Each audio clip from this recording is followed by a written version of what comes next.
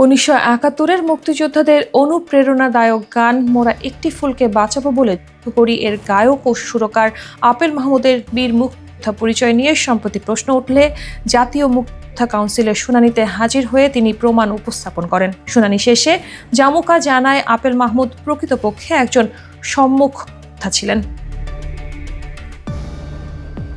1924 সালের 5 আগস্টের পর কুমিল্লা জেলা থেকে জামুকায় 31 জনের বিরুদ্ধে মুক্তিযোদ্ধা নন বলে অভিযোগ আসে। এরই অংশ হিসেবে কুমিল্লার সন্তান 21শে পদকপ্রাপ্ত শিল্পী আপেল মাহমুদের বিরুদ্ধেও অভিযোগ করেন স্বাধীন বাংলা বেতার কর্মী পরিষদের সাধারণ সম্পাদক মনোয়ার হোসেন। এই অভিযোগের পরিপ্রেক্ষিতে 2 জুন কুমিল্লা সার্কিট হাউসে আয়োজিত জামুকার শুনানিতে উপস্থিত হয়ে আপেল মাহমুদ নিজেকে একজন সম্মুখ যোদ্ধা হিসেবে প্রমাণ করেন।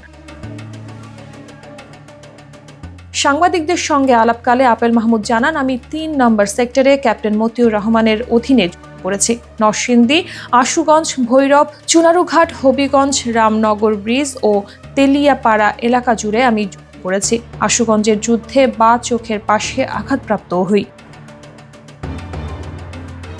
তিনি আরো বলেন, পরে আমাকে আগরতলায় পাঠানো হয়। 25 মে কলকাতায় স্বাধীন বাংলা বেতার কেন্দ্র স্থাপনের সময় আমি এবং আব্দুল জব্বার শরণার্থীদের জন্য অনুষ্ঠান করি। 1 জুন থেকে 2006 সালে অবসর নেওয়া পর্যন্ত বাংলাদেশ বেতারেই কর্মরত ছিলাম।